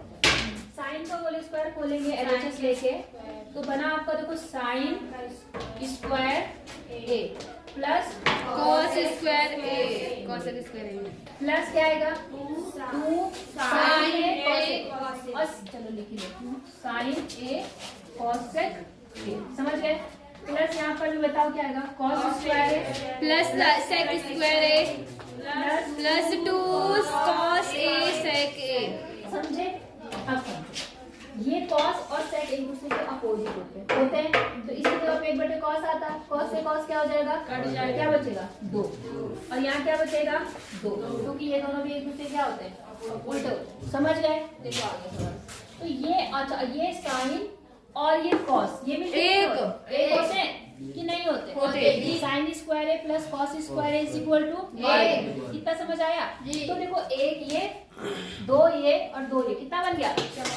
4, 5। तो 5 लिख दूं मैं, अब जो बचा उसको लिखते हैं। यहाँ पे क्या बचा, cos स्क्वायर ए प्लस क्या बचा, sec स्क्वायर। समझ गए? अब आप वो वाले फॉर्मूले पे ध्यान दो जो आपके इसमें है, tan और cot। 1 प्लस tan स्क्वायर ए बराबर होता है sec स्क्वायर ए, याद है? 1 प्लस cot स्क्वायर ए बराबर क्या होता है, cos स्क्वायर ए। समझे नहीं समझे? तो इसकी जगह पर ये लिख सकती हूँ, इसकी जगह पर ये हो सकता है। तो आगे प्रूफ हो गया, 5 प्लस cos की जगह बोला आपने 1 प्लस cot स्क्वायर ए, समझ गए? इसकी जगह पर क्या बोला आपने, 1 प्लस tan स्क्वायर ए, समझ गए? 1 और कितना हो गया 2 और 5 कितना हो गया 7 tan स्क्वायर ए, चाहे tan पहले लिखो चाहे cot, कोई दिक्कत नहीं है, बराबर RHS। एक 2 लाइन का सवाल है 2 लाइन का सवाल, एक लाइन ये, एक लाइन ये, एक लाइन, मतलब 3-4 लाइन में तुम्हारा 5 नंबर तुम्हें मिल जाएगा। बोलो हो जाएगा जी। और इम्पोर्टेंट है सवाल, देखने में टफ लगता है, बस सीधे होल स्क्वायर खोलो और आराम से सॉल्व। हाँ ये वाला है ना, हो जाएगा नहीं होगा? हो जाएगा। आगे चले, इस क्वेश्चन की बात कह रही थी मैं, जो आपके सिलेबस में मैं कह रही थी नहीं है और इन्होंने दे दिया है, वो क्या है सवाल देखो जरा, मिटा दो तुम मिटा दो करते हो, अगर तुम्हें करना होगा तो कहाँ से करोगे, वीडियो देखते नहीं हो तुम? देखते जी, अपना ट्राई करते हैं। तो चलो ठीक है, यहाँ तक चले आगे। 20वां सवाल है, 20वें सवाल में ऑप्शन भी नहीं है कि अथवा करके दिया हो। इन्होंने कहा ABCD एक चतुर्भुज के क्या है, शीर्ष है, लेकिन निर्देशांक में ऐसे मान लो ये, ठीक है, ये A है, ये B है, ये C है और ये B है। इनके निर्देशांक दिए हैं -5, 7, इसके दिए हैं -4, -5, इसके दिए हैं -1, -6 और इसके दिए हैं 4 और 5। सवाल समझ में आया? आपको क्या है, इस चतुर्भुज का क्या निकालना है, क्षेत्रफल। क्या निकालना है, क्षेत्रफल। बेटा निकालना तो बहुत आसान था, मगर इन्होंने हटा दिया सिलेबस से। आपको क्या करना है, आप समझिए। ऐसा अगर आएगा कि त्रिभुज का क्षेत्रफल निकालो या चतुर्भुज का क्षेत्रफल निकालो, बस एक मेथड याद रखना, ठीक है? आप क्या करना है, सब सारे निर्देशांकों को बारी से लिख देना। जैसे पहले A के लिखो, कितने हैं, -5, फिर क्या है -4, -5, ठीक है। फिर क्या है -1, -6, फिर क्या है 4 और 5। लिख लिया? सब ध्यान से क्रम के अनुसार लिखना, लिख लिया क्रम से, पहले x1 वाला, फिर y, फिर b, फिर c, समझ गए? और जो पहला वाला तो दोबारा लिख दो, -5 और 7, ठीक है। त्रिभुज में क्या होगा, 3 आएंगे, फिर उसके बाद रिपीट होगा। अब त्रिभुज का भी ऐसे निकलता है और चतुर्भुज का भी ऐसे निकलेगा। समझ आया नहीं आया? इतनी बात समझ में आई? पक्का? अब लिखना सीधे चतुर्भुज का क्षेत्रफल। क्या लिखोगे? का क्षेत्रफल। ठीक है, सबसे पहले क्या काम करना, चाहे त्रिभुज का हो चाहे चतुर्भुज का हो, 1/2 लगा देना। क्या लगा देना? 1/2। अब उसके बाद क्या काम करना है वो समझना। 2 ब्रैकेट बनाने तुम्हें। अब करना क्या है, इसको इससे गुणा, इसको इससे गुणा, इसको इससे गुणा, इसको इससे और ऊपर के सबसे लिख। हाँ, समझ गए कि नहीं समझे? चाहे त्रिभुज हो चाहे चतुर्भुज, शॉर्टकट तरीका है, फटाफट। कोई सूत्र याद करने की जरूरत नहीं है, सूत्र में पढ़ेंगे तो फिर लफड़ा पड़ता है। तो हमें कोई सूत्र से मतलब नहीं है, जैसा बता रही वैसा करना। समझ गए ना? क्या करना, पहले सारे निर्देशांक क्रम से लिखना। त्रिभुज में होगा तो 3 लिखेंगे और एक चौथा दोबारा रिपीट। चतुर्भुज में होगा तो 4, अगर पंचभुज दे दिया, षष्ठभुज दे, जितने भी दे दिए सबको क्रम से लिखो और पहला वाला लास्ट में लिखो। और बस याद रखना यहाँ पर क्या, 1/2। अब गुणा करो, इतना गुणा इतना, 5 माइनस प्लस का 25, प्लस का 25, बीच में आएगा प्लस, बीच में आएगा प्लस। इसको इससे गुणा करो, 6 चौक 24, प्लस का माइनस का प्लस का, इसको इससे गुणा करो, 7 चौक और 5 चाहिए था ना, माइनस का 5 का नाम 5, तो माइनस का 5 चिन्ह सही समझ रहे हो ना? बीच में प्लस चिन्ह होता है जो सूत्र होता है, लेकिन हम चिन्ह इनके अनुसार देखेंगे कि क्या हो रहा है। इतना समझ आया? अब क्या है, 28, ब्रैकेट छोटा वाला बंद करो और एक और माइनस लगाओ। अब दूसरा ब्रैकेट इधर से ऐसे। और मैम जी 7 ये वाला, कौन सा? ये जो 5 और 7 बच गया था, ये करा जी आपने? ये तुझे ध्यान का है, हम क्रॉस में मल्टीप्लाई कर रहे हैं। कैसे कर रहे हैं? तो जो इसको इससे किया, इसको इससे, इसको इससे, इसको इससे, तो मतलब 5 और 7 जो गुणा नहीं होंगे, वो अब दूसरे वाले। अच्छा, वो दूसरे कौन से 5 और 7? इनकी बात करिए। नहीं, ये और एक ऊपर वाला 7 बच गया जी। अरे यार, मैंने क्या कहा, मैं तुम इतना क्यों टिपिकल बना रहे हो? वो अभी क्या कर रही हूँ मैं, देखो ना, मेरी बात ध्यान से समझो। अभी तो पूरा खत्म तो ना हो गया, हमने कहा क्रॉस में मल्टी, यहाँ से शुरू किया, 1 2 3 4 इधर आ गए, त्रिभुज में 3 आएंगे, चतुर्भुज में 4। अब इनको ऐसे गुणा करो क्रॉस में, समझे? अब इसको ऐसे गुणा करो, 7 चौक 28 माइनस 28, समझ गए? अब इसको प्लस का 5, प्लस का 8, अब माइनस का 24, 24, अब इसको इसे करो, प्लस का माइनस का 25। अब बड़ा ब्रैकेट लगा। मैं वही है, इनफैक्ट के बीच हमेशा माइनस चिन्ह रहेगा। हाँ, इनके बीच में माइनस है और इनके बीच में तो आपका इनके अनुसार आएगा। समझ गए नहीं समझे? बीच में प्लस होता है मेन, तो चिन्ह किसके अनुसार बदलते हैं? इनके अनुसार। नहीं आई बात? बस इसको सॉल्व कर लो, आपका आंसर आ जाएगा। 1/2 ऐसे रहा,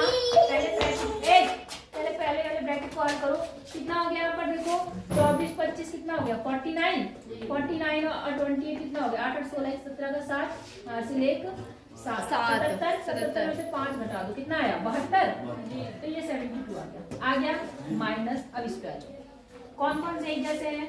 ये तीनों एक जैसे हैं। कितना देखो, यहाँ पर भी कितना है, 25 और ये 49 हुआ माइनस का, और उसमें 28 क्या करना है, जोड़ दिया, तो जोड़ने पर कितना आया, 77 माइनस। ये भी 77 आया, 77 में 5, ये भी तो कितना आया, माइनस का 77, कितना है, 72 आया ना, लेकिन ये किसका आया, माइनस का 72। समझ आया कि नहीं आया? अब ये माना जो मेन वाला माइनस है वो इस वाले माइनस को क्या कर देगा, प्लस कर देगा, तो ये बन गया 72 प्लस 72। तो 72 जोड़ने पर कितना आ गया, 144/2, काट के कितना आ गया, 72। ये आपका वर्ग इकाई लिखना। क्या लिखोगे, वर्ग इकाई। क्षेत्रफल वर्ग में होता है, लेकिन पता नहीं मीटर है सेंटीमीटर, तो इकाई अपने आप लिखते हैं। समझ आया नहीं आया? त्रिभुज का आएगा तो भी यही काम करना है आपको। इजी है, बहुत इजी है, बस लेकिन सिलेबस हटा दे, लेकिन आएगा तो कर लेना। मैम जी, फिर हम अपने बाकी सवालों में भी कर सकते हैं ऐसे यूज? कौन सा? मतलब जो हमारे सिलेबस में अगर कभी बोले त्रिभुज का क्षेत्रफल निकालो, त्रिभुज का क्षेत्रफल तो डिपेंड करता है आपके पास दिया क्या। अगर निर्देशांक दिया है तब आप ऐसे निकालो, अगर कुछ निर्देशांक नहीं दिया, भुजाएं दिए, तब कैसे निकालोगे? वो तो निर्देशांक के लिए नहीं है, ये निर्देशांक वाले में ही था कुछ चैप्टर, लेकिन उन्होंने निर्देशांक से हटा दिया, इन्होंने केवल 2 ही रहने दिए, एक विभाजन सूत्र और एक दूरी सूत्र। आज बात समझ में, क्षेत्रफल वाला इन्होंने हटा ही दिया सिलेबस से, समझ गए? लेकिन अगर निर्देशांक त्रिभुज का क्षेत्रफल या चतुर्भुज का क्षेत्रफल या पंचभुज का क्षेत्रफल पूछेगा तो आप ऐसे करेंगे। समझ आ गया कि नहीं आया? आया ना, जाके प्रैक्टिस कर लिया करो एक बार, तो बिल्कुल परफेक्ट हो जाएगा। नहीं आई बात समझ में? हटा दें जी, चले आगे, उतार लेना बाद में। अगर आपके पास पुरानी किताब है, अगर आपको सवाल करना ही होगा आगे के लिए, भविष्य के लिए भी, या क्या पता इसी में आ जाए, तो आप चाहे तो कर सकते हो, जो तुम्हारे पास पुरानी किताब है उसमें होगा। चले आगे, ठीक है। 21वां क्वेश्चन देखो, 21 वाला। इसमें क्या बोला, एक खिलौना त्रिज्या 3.5 सेंटीमीटर वाले एक शंकु के आकार का है, ठीक है, जो उसी त्रिज्या वाले एक अर्धगोले के ऊपर क्या है, अध्यारोपित। नीचे क्या है, अर्धगोला, और उसके ऊपर कौन अध्यारोपित है, शंकु। समझ आ गई बात आपको। त्रिज्या कितनी है, 3.5। इस खिलौने की संपूर्ण ऊंचाई, संपूर्ण मतलब पूरी ऊंचाई 15.5 सेंटीमीटर है। समझ आया आपको? अच्छा, इस खिलौने का संपूर्ण पृष्ठीय क्षेत्रफल आपको निकालना है। संपूर्ण पृष्ठीय क्षेत्रफल निकालने के लिए इसका पृष्ठीय क्षेत्रफल क्या होता है, किसका जी, इसका बेल मतलब अर्धगोले का, कुल मतलब क्या, तुम्हें चित्र में क्या दिख रहा है, कुल निकालना है, क्या निकालना है, 2 पाई r क्यूब, 2 पाई r स्क्वायर। इसका क्या बनेगा, 2 पाई r। तुम्हें कुछ याद भी है, ऐसे बैठ करके आप बेवकूफ बच्चे। शंकु का ये 2 पाई r स्क्वायर, और इसका पाई r l, मतलब माइनस, मतलब माइनस करना है 3.5। समझे नहीं समझे? पहले हम देखते हैं कि शंकु की ऊंचाई कितनी है। तो शंकु यहाँ से लेकर कहाँ तक है, यहाँ तक है या नहीं है जी। तो टोटल ऊंचाई कितनी है, 15.5। उसमें से ये त्रिज्या 3.5 क्या कर देंगे, तो कितना आएगा, 12। तो ऊंचाई कितनी आ गई, 12 सेंटीमीटर। आगे नहीं आई जी। अब आप पाइथागोरस थ्योरम से क्या निकालेंगे, L निकालेंगे। तो आपको पता है कि L, मैं इसको L लिख देती हूँ, L का स्क्वायर बराबर होता है R स्क्वायर प्लस किसका स्क्वायर, R स्क्वायर मतलब 3.5 का स्क्वायर, और H स्क्वायर मतलब 12 का स्क्वायर। कोई दिक्कत नहीं आता। इसका स्क्वायर होगा 5 बचे 25 और 4 या 12, कितना होगा, और प्लस कितना होगा 144। समझे नहीं समझे? अब यहाँ पर देखो 144 में 12.25 क्या कर दिया हमने, घटा दिया, जोड़ दिया, तो 5 2 6 5 1 कितना आया, 156.25। इसका हम निकालेंगे क्या, वर्गमूल। क्या निकालेंगे, आता है नहीं आता कैलकुलेशन, लग तो नहीं रहा, तुम साइलेंट बैठो, चक्कर क्या है। इसका क्या निकालेंगे, वर्गमूल। तो वर्गमूल आपका इसमें किससे निकालोगे, अभाज्य गुणनखंड विधि से अच्छा तो भाग विधि का प्रयोग करें। तो देखो कितना है वहाँ पर 156.25। आपको पता है जोड़े बनाते हैं, इधर की इधर बन जाए, इधर के इधर। अब किसका पहाड़ आप पढ़ेंगे कि एक आ जाए, एक ही करना, ये कर दिया। यहाँ से क्या उतारा, 5 बेटा भाग विधि में 2 ग्रुप उतरते हैं, भूल गए, तब क्या याद रखोगे, एक वाले कितना बन गया पर 2 का पहाड़ा पढ़ो कि 5 आ जाए। कितनी बार जा सकता है लगभग संभावना, 2 दूनी 4। अब इसके आगे 2 लिखो, बताया था मैंने, जितनी बार जाता है उसे नीचे भी लिखो और रफ में गुणा करके देखो।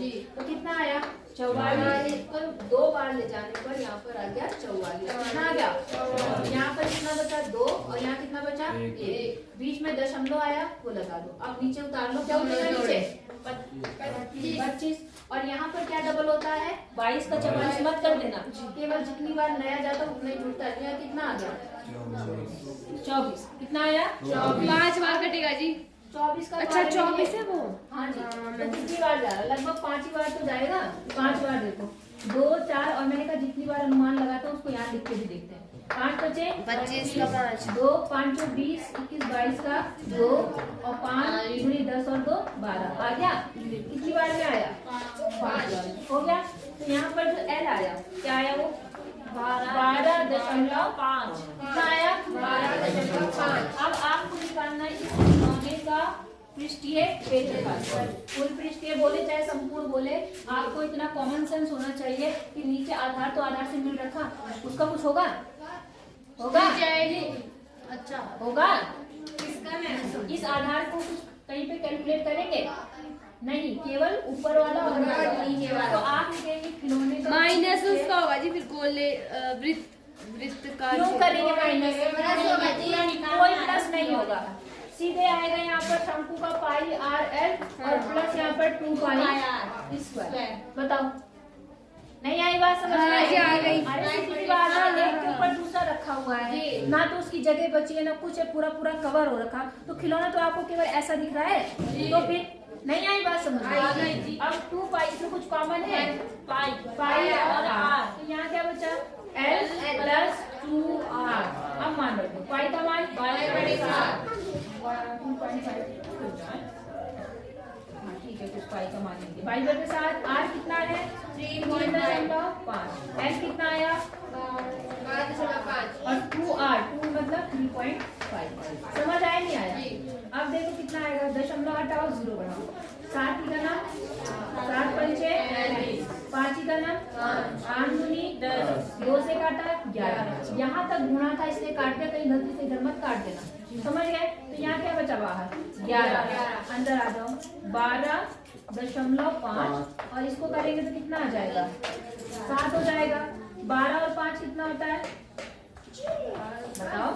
12 और 7 कितना होता है 19 होता है 19, तो 19.5 तो ये आ गया। अब गुणा कर लो 11 से, आपका आंसर आ जाएगा। तो 19.5 5 4 10 है 11, कितना आ गया 21.45 दशमलव कितने पर 1, इतना आ गया सेंटीमीटर स्क्वायर। आया समझ में? ये नहीं आया, लगी नहीं रहा था मुर्गों की तरह बैठ है। मुर्गे जानते हो कैसे होते, चाहे कितना रो लो कितना गा लो, वो ना हंसते हैं ना रोते, सिर्फ पड़े रहते हैं, ऐसे रहते हैं। वही हाल तुम्हारा है ना? और क्या, तो रिप्लाई भी नहीं कर रहे, कुछ रिस्पॉन्स ही नहीं कर रहे तुम लोग, तो क्या फायदा है? बात समझ आई नहीं आई? जी। तो भैया दिमाग लगाओ तभी कुछ होगा। ऐसा नहीं कि मैं ही जाऊंगी पेपर देने, सच में मुझे तो ऐसी फीलिंग आ रही ना कि मैं ही जा रही बोर्ड एग्जाम देने, मैं ही लगी हूँ प्रैक्टिस करने में, है सही बात है। अगर ऐसा होता ना कि मुझे तुम्हारी कॉपियां लिखनी पड़ती तब भी मैं लिख देती मैं, लेकिन ऐसा हो नहीं सकता, मैं तो सिर्फ पढ़ा सकती हूँ ना। और तुम लोगों की बस ऐसे बैठ रखे थे लोग, भाई का 2-4 तो पता नहीं कहाँ है उनका, तो अभी आ जाए तो बताते हैं। बात समझ आई नहीं आई? अगला देखो, अगले में बोला पानी से भरे, इसी में अथवा करके दिया हुआ है, पानी से आंशिक भरे बेलनाकार बर्तन में 5 सेंटीमीटर व्यास का एक गोला डाला जाता है। समझ आई बात आपको? बर्तन के आधार का व्यास 10 है। संपूर्ण यदि गोला पूर्णतः डूबा हो तो पानी का स्तर कितना बढ़ेगा? सवाल समझो ध्यान से। एक बेलनाकार बर्तन, क्या है बेलनाकार, 21 का ही अथवा करके, ठीक है, बेलनाकार बर्तन है बेलनाकार बर्तन। और यहाँ क्या बोल रहा है, बेलनाकार बर्तन में 5 सेंटीमीटर व्यास का एक गोला डाला गया। क्या डाला गया? गोला। बर्तन के आधार का व्यास कितना है 10, इस वाले बर्तन का आधार का व्यास कितना है 10, और जो गोला डाला गया उसका कितना है 5। मतलब छोटा हुआ गया। समझ गए आप लोग जी कि नहीं समझे? समझ गए जी। कौन समझे? मैं जी। हाँ, ये कितना आ गया 5, ऐसा, ठीक है। अब क्या हुआ, यदि गोला पूर्णतः डूबा हो, गोला क्या हो पूरा डूबा हो, ऐसा है पूर्णतः डूबा हो, ऐसे इतना डूब गया जब गोले को डाला, ठीक है, डूबा हो कहाँ गया, डूबा हो तो पानी का स्तर कितना बढ़ जाएगा? पानी का स्तर बढ़ जाएगा। पर हाँ जी, अगर पानी आधा होगा तो गोला ढालने से थोड़ा ऊपर आ जाएगा जी, मतलब उसका हमें पृष्ठीय क्षेत्रफल निकालना पड़ेगा जी। आयतन समझे तुम सवाल? पहले पानी यहाँ ऐसे रहा होगा, नीचे पानी कहाँ रहा होगा, नीचे रहा होगा, लेकिन जैसे गोला आपने डाला तो क्या हुआ, धीरे धीरे गोला अंदर गया और उसने क्या करा, अपनी जगह ली और पानी क्या हो गया, ऊपर आ गया, नहीं आया? तो पानी कितना ऊपर आया होगा, जितना उसका वो होगा जी, जितना गोले का क्या होगा, आयतन। यार मत बोला, भारी होता है लेकिन हम यहाँ आयतन बोलेंगे। नहीं आई बात समझ? आई ना? आयतन जैसे वो पानी चाहे ऊपर जरूर यहाँ पर डालो चाहे वो बाहर निकाल लो, बात तो एक ही है। तो जितना आपने गोला डाला, जो गोले का आयतन है वही पानी उठे हुए पानी का आयतन। यहाँ तक समझ आई कि नहीं आई जी? अब देखो, केवल हमें ये बताना है यहाँ से लेकर हम मेन कैलकुलेशन, देखो सवाल कितना अच्छा है ये, अच्छा मतलब समझ रहे हो जी। हमें केवल ये बताना कि पानी कितना ऊपर उठा, मैं उसे h मान लेती हूँ, कोई दिक्कत? पानी जिस बर्तन में, वो बर्तन कैसा है? बेलनाकार, तो पानी की शेप भी कैसी होगी?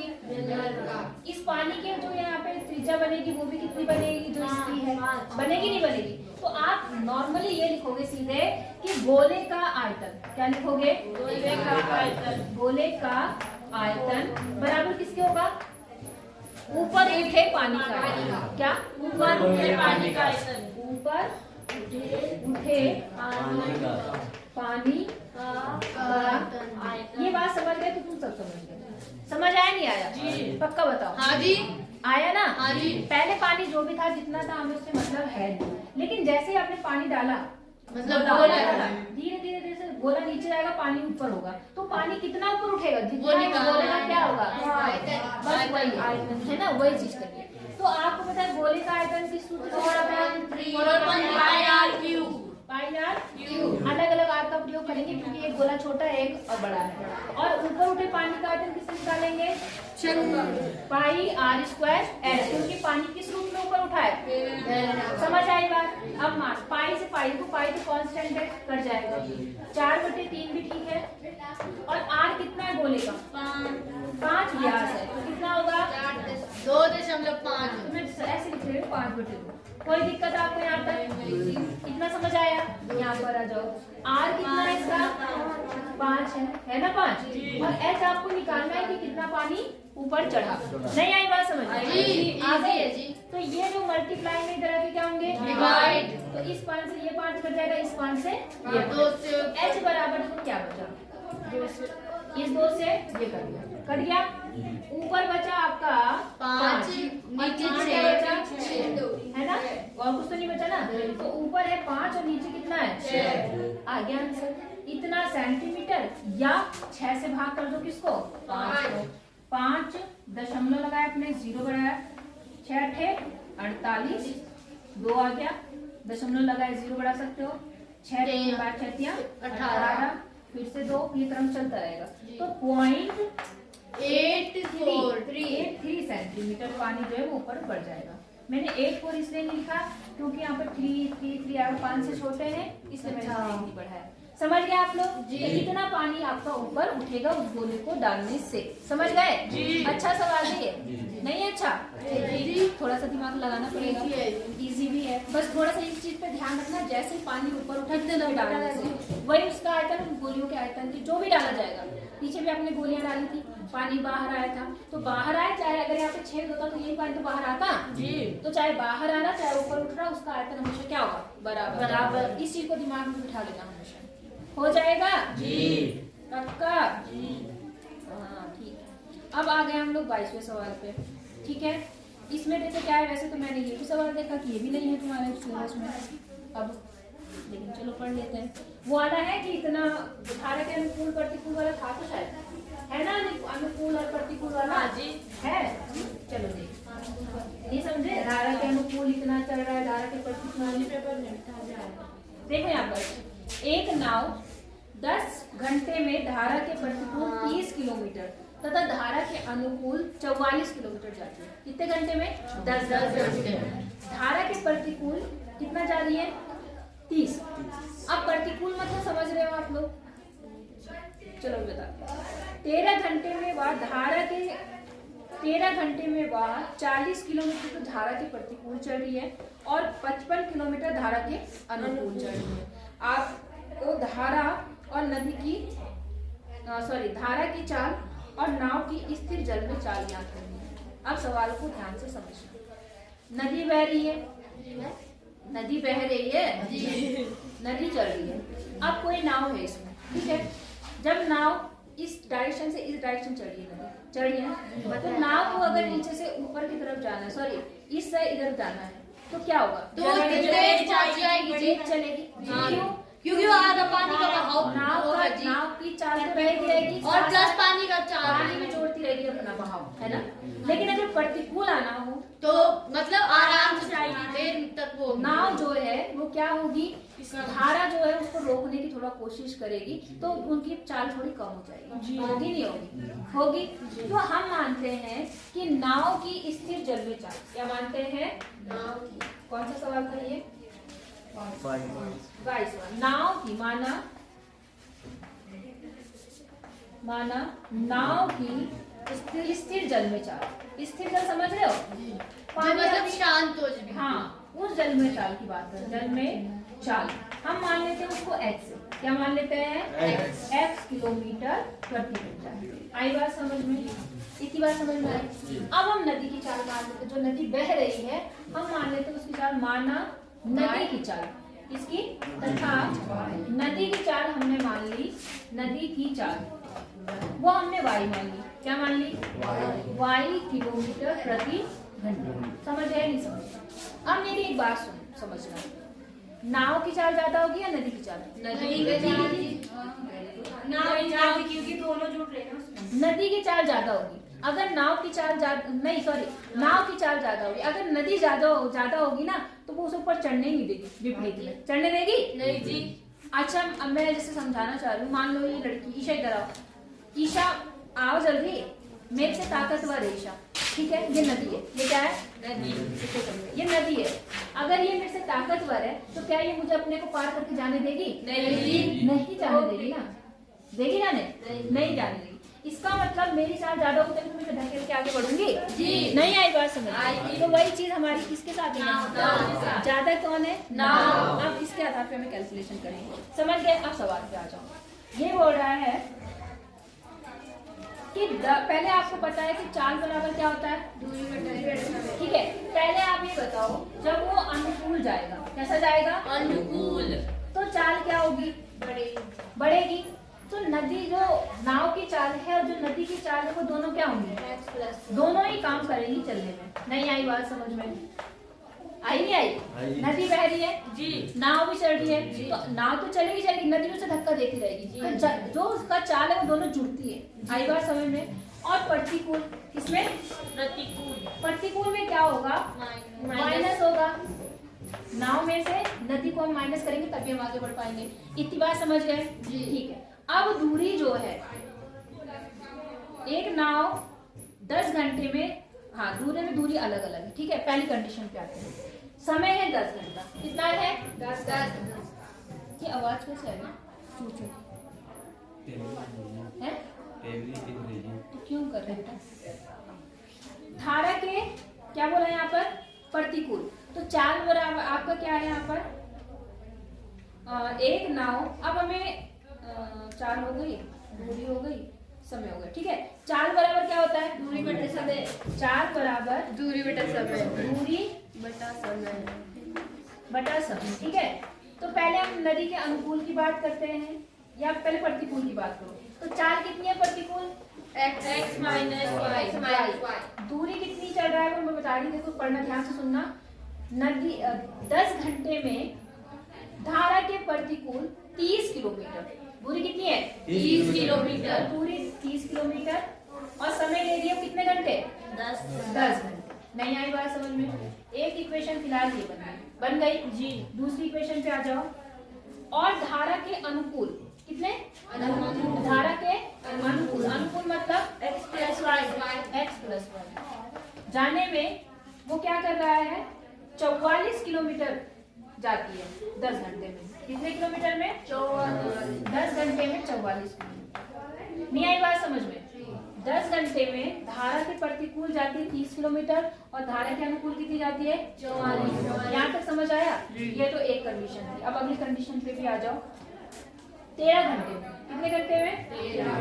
धारा के कहाँ गया? प्रतिकूल।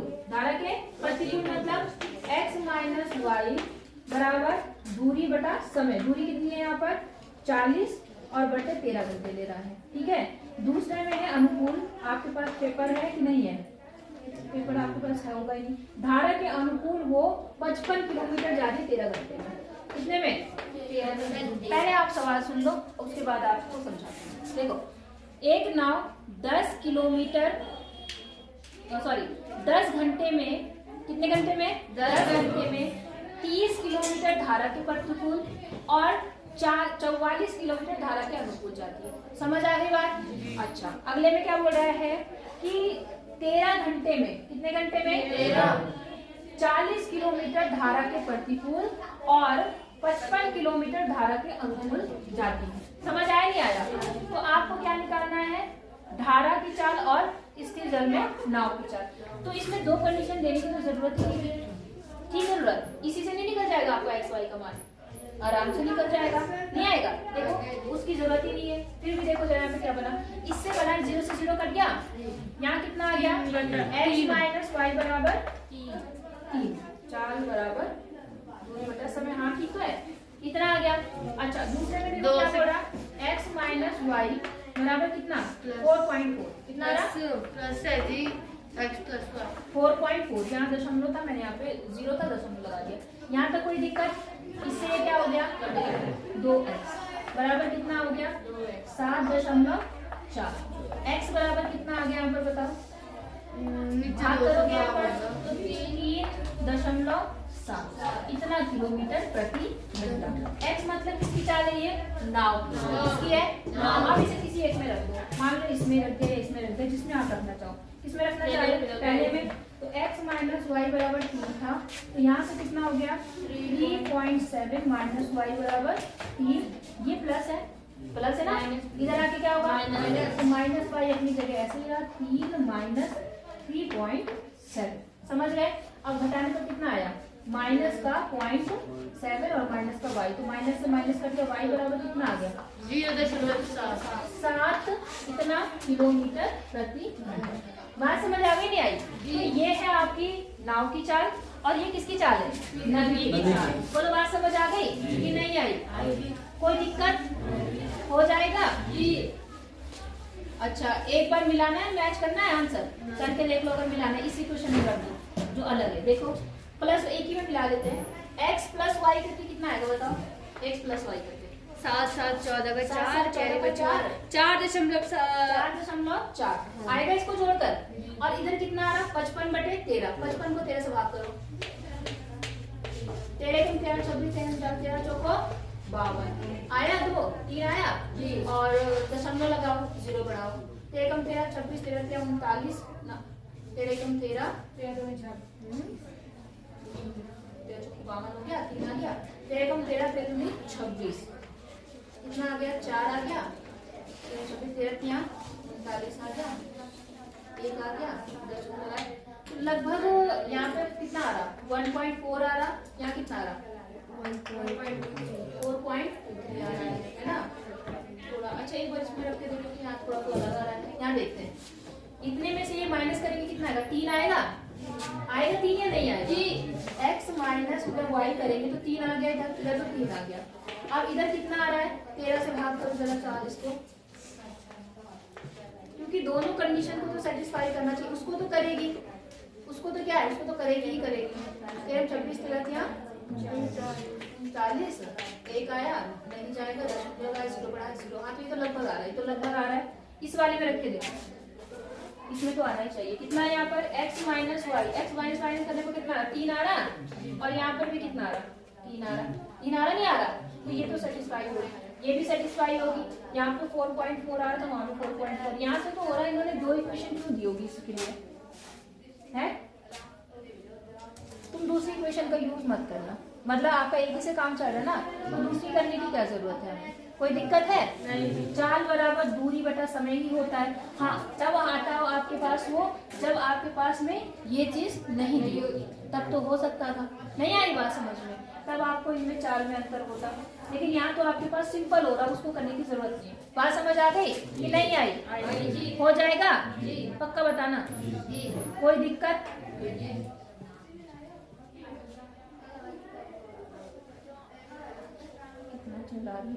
चलो ये ऐसे करना, ज्यादा चक्कर में मत पड़ना। एक इक्वेशन से काम चल रहा था जो पहले इन्होंने दी, उन्होंने फालतू में वो दे रखी है। जब इन्होंने सारी कंडीशन दे रखी, टाइम भी दे रखा है, या तो टाइम ना दिया होता, कुछ मतलब कमी करता, तब तो इक्वेशन की जरूरत थी।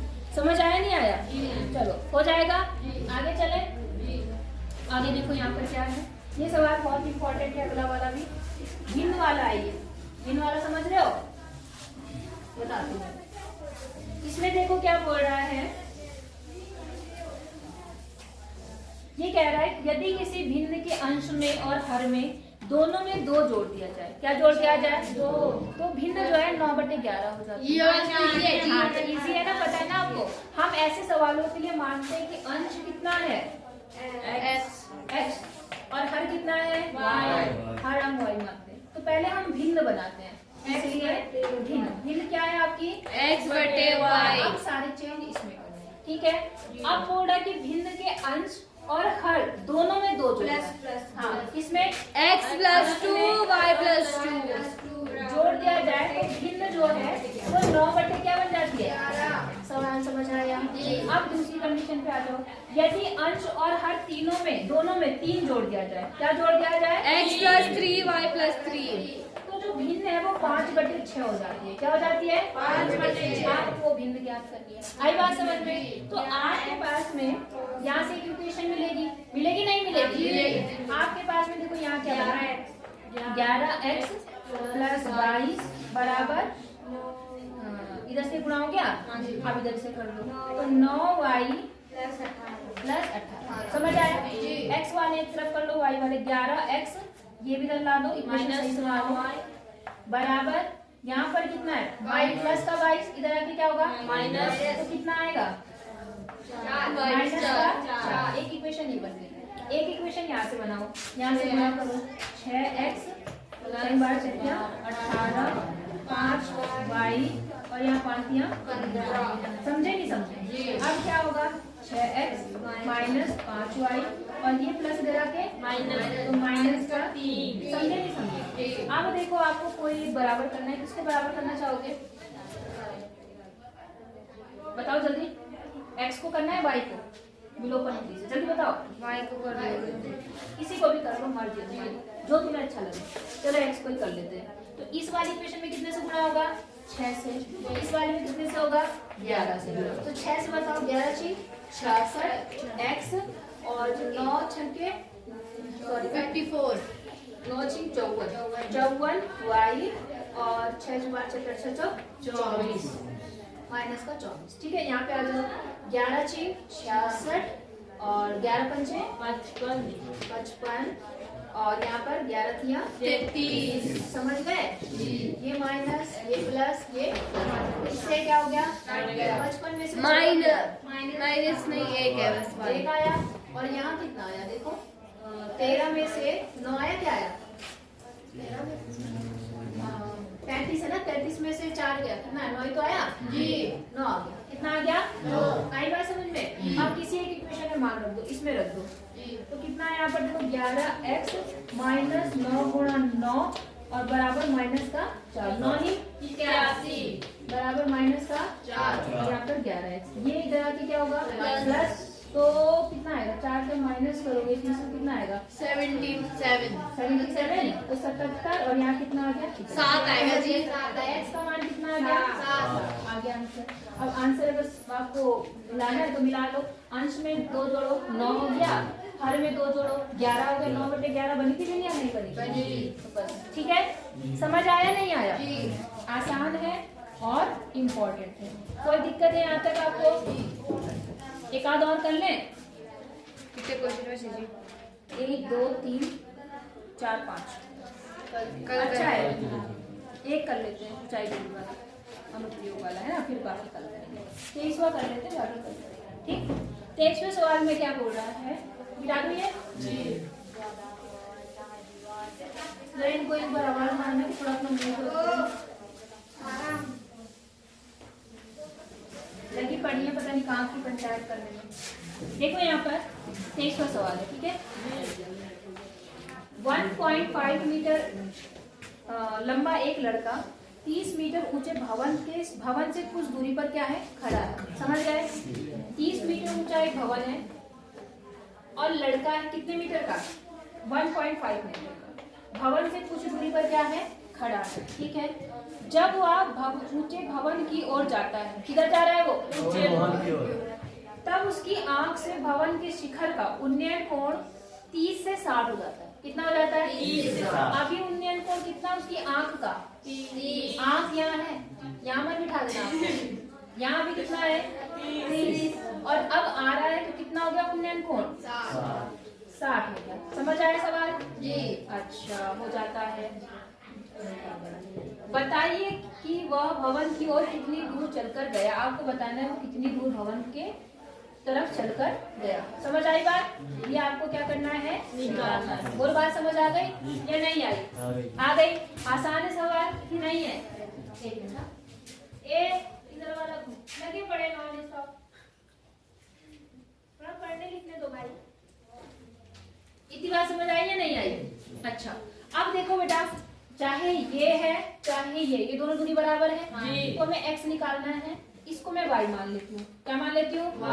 अब ये सुनो, ये 1.5 है, तो ये भी कितना होगा? 1.5। तो केवल यहाँ से लेकर, जो हमारी कैलकुलेशन के लिए जगह है चाहिए, यहाँ से लेकर यहाँ तक, ये टोटल कितना बनेगा? 30 में से 1.5 क्या कर देंगे? माइनस। तो कितना आएगा? 28.5। नहीं आई बात समझ में? आ गई ना? क्योंकि हमें कैलकुलेशन में ये नहीं चाहिए। नहीं आई बात समझ में? लड़का हटाना पड़ेगा तभी तो त्रिभुज बनेगा। तो हमारी यहाँ से एक त्रिभुज ये बना और एक त्रिभुज ये। अब इसमें क्या लगाएंगे? tan 60 बराबर इतना बटे इतना, तो 28.5 बटे कितना? समझ गए? tan 60 का मान कितना है? बताओ। √3 है यहाँ पर, तो √3 यहाँ पर आ गया, यहाँ गया 28.5 बटे कितना? y। क्रॉस मल्टीप्लाई कर लो, ये इधर और ये इधर, तो ये बन गया √3y बराबर 28.5। √3 तरह के क्या होगा? डिवाइड, y बराबर 28.5। अब आप इसका क्या करेंगे? क्यों? क्योंकि रूट कहाँ है? नीचे। तो देखो यहाँ पे बन गया 28.5 √3 और नीचे कितना? क्या ये 3 से कटेगा? हाँ कटेगा। 3 ही का नाम 3 27, 1 3 बचे, तो ये बन गया आपका 7.5 √3 क्या? y जो है वो इतना आ गया। समझ आया? लेकिन हमें क्या चाहिए? x। अब हम आते हैं x। ठीक है, फिर ये वाला त्रिभुज लो, तो इसमें क्या होगा? 30 बराबर कितना? 28.5 x प्लस y। समझ रहे? तो x तो ठीक है, और y की वैल्यू कितनी आई है? 7.5 √3। अभी आई आवाज थोड़ी सी है, अभी तक तो ऐसे घूम हो रखे थे। इसका मान कितना होता है? 1 बटे √3। समझ गए? और यहाँ 28.5 बटे x प्लस 7.5 √3। मैं तो इतनी देर से लगातार बोल भी रही हूँ, लिख भी रही हूँ, गला भी खराब हो रहा, तब भी मैं तुमसे ज्यादा ही आवाज निकल रही है। और एक तुम मुझे यूं करके बैठे रहते हो, फिर भी तुम्हारा सही में लोग कहते हैं ना सरकारी से ना पढ़ाई नहीं होती, लेकिन मैं सोचती हूँ ना कि मैं ही बेवकूफ हूँ, यहाँ पढ़ाने आ रखे हो, यहाँ पढ़ने को। क्रॉस मल्टीप्लाई कर दिया तुमने जी, बराबर ये इससे गुणा होगा, है ना? तो ये बन गया 28.5 समझ आएंगे? क्रॉस मल्टीप्लाई आपको आता है। ये प्लस इधर आके क्या होगा? माइनस। x बराबर आ गया आपका 28.5 √3 माइनस 7.5 √3। तो √3 तो √3 रहा, 28.5 में से 7 इतना माइनस कर दो, ये 0 यहाँ 1 और यहाँ 21 कितना आ गया? 21 दशमलव कहाँ से आ गए? 21 दशमलव के बाद जब 0 की वैल्यू लगाना, इतना मीटर। इसका मतलब वो लड़का 21 √3 मीटर किधर की तरफ आया? समझ आया जी? कि नहीं आया? आया जी। है हिम्मत तुम्हारे अंदर पेपर देने की, पढ़ने? अच्छा देखो, अब ये क्वेश्चन भी बिल्कुल आ रखा फालतू। इसमें 24वां क्वेश्चन रचना करने का है, तो रचना तो मैं नहीं बताऊंगी क्योंकि तुम्हारे सिलेबस से पूरा पार्ट ही हट चुका है। आई बात समझ में? तो रचना जब है नहीं तो मैं बताऊंगी भी नहीं। बात समझ आ गई कि नहीं? और दोनों ही सवाल रचना के हैं 24 में, इसमें तो वो दोनों ही बेकार है हमारे लिए। नहीं आई बात समझ में? पक्का जी? तो छोड़ दे इसको जी। अच्छा, उसके बाद है 25, 26, 27 जो कि कल अगर ये जल्दी हो जाएंगे जी तो फिर हम कल क्या करें? कल 3 पहले पीरियड में यही 3 क्वेश्चन निपट पाएंगे, क्योंकि तीनों ही क्वेश्चन कैसे हैं?